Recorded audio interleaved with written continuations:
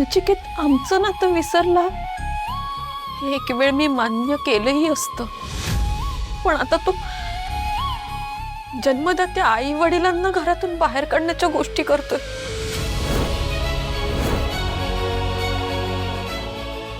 एवढी कोणती जादू केली त्या बाईने त्याच्यावरती. नचिकेत इतका स्वार्थी कधीच नव्हता. एवढी कुठली इन्सिक्युरिटी आली आहे त्याच्या मनात. वहिनी वहिनी हे कोणीतरी नक्कीच दादाच्या डोक्यात भरवतंय. नाहीतर दादा आणि हे असं वागणं.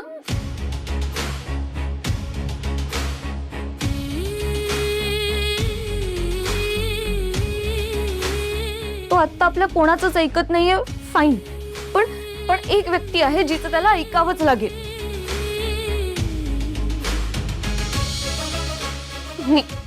मी आता तिला कॉल करते, तिला सगळं सांगते, तीच बोलेल दादाशी. थांब निकी.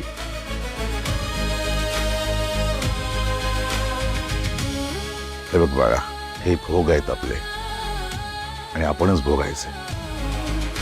अर्पिताच्या घरी तिचे स्वतःचे प्रॉब्लेम कमी आहेत का? आता तिला हे कळलं ना तर ती ह्याचाच विचार करत बस. नाही, नकोच ते. का नको? तिला हे सगळं कळायलाच हवं, कारण या सगळ्याच्या मुळाशी तीच आहे. तिच्याच मग ही वेळ आली आपल्यावर.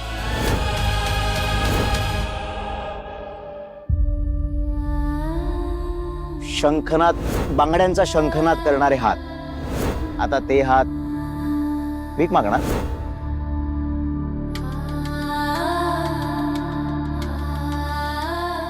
आज पहिल्यांदा मी यांच्या चेहऱ्यावर इतकं टेन्शन पाहतेय.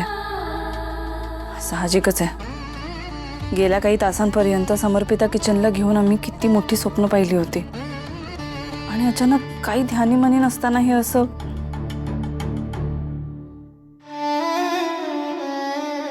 नाही, मी यांना असं नाही बघू शकत.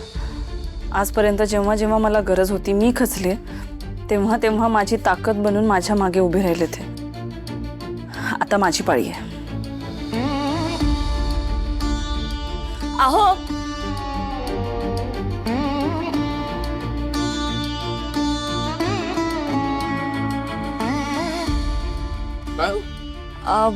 काय झालं? तुम्ही अशा मध्येच का थांबलात?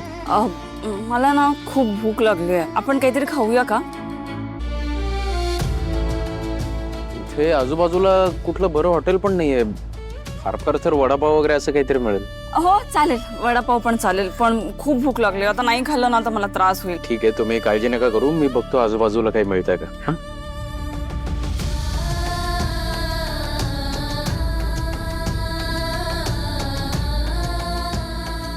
मला माहिती आहे, मला भूक लागली म्हटल्यावर तुम्ही बाकीचं सगळं विसरून जा, अगदी तुमचं टेन्शन सुद्धा. कविता, तोंडाला येईल ते बडबडू नकोस. अर्पिताची काय चूक यामध्ये? आई, तू कुठलीही गोष्ट दीशी कशी काय कनेक्ट करू शकतेस ग? काही चुकीचं झालं तर त्याला दी कशी रिस्पॉन्सिबल? निकी, तोंड सांभाळून बोल.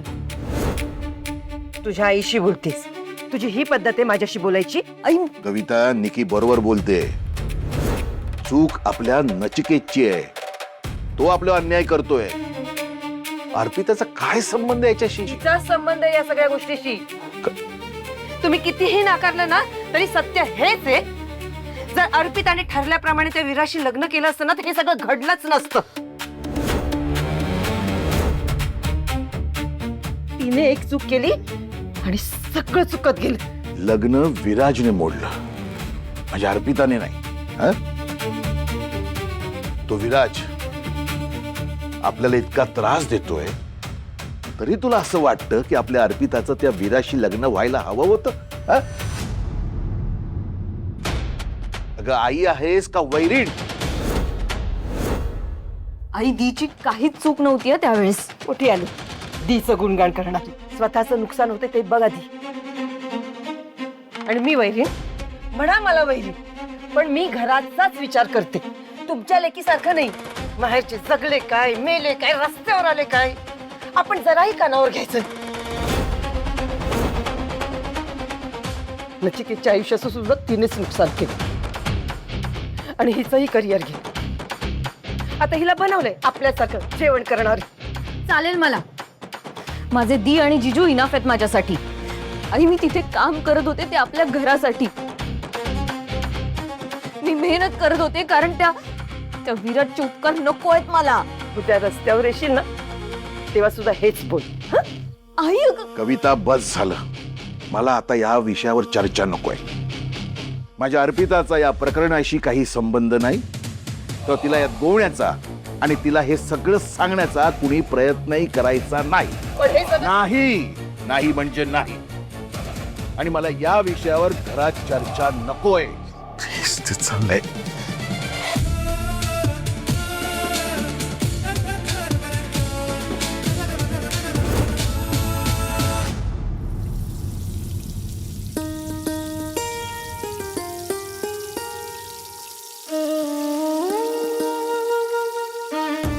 दादा द्या ना दुसरा वडापाव. नाही मला नको. का? भूक नाहीये. अहो असं काय करता? इतकं छान पावसाळी वातावरण आहे. अशा पावसाळी वातावरणात वडापावला नाही म्हणणं कायदेशीर गुन्हा आहे. दादा द्या. नाही बरोबर आहे तुमचं, पण मला खरंच भूक नाहीये.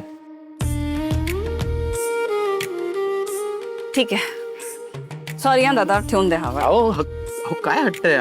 तुम्हाला भूक लागली ना, खा ना तुम्ही. नाही पण तुम्ही खाणार नसाल तर मलाही नको आहे. अर्पिता मॅडम, माझी खरंच इच्छा नाहीये म्हणून नाही म्हणतोय मी. हा ठीक आहे ना, माझी इच्छा नाही आता, राहू द्या. नाहीच ऐकणार ना तुम्ही.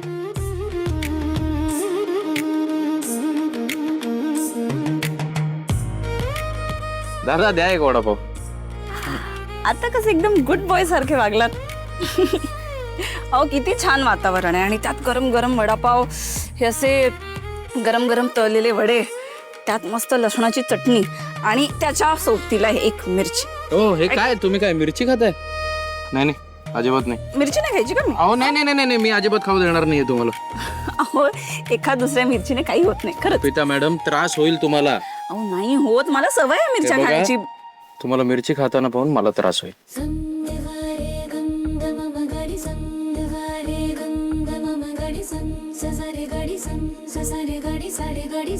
हे घ्या वडापाव.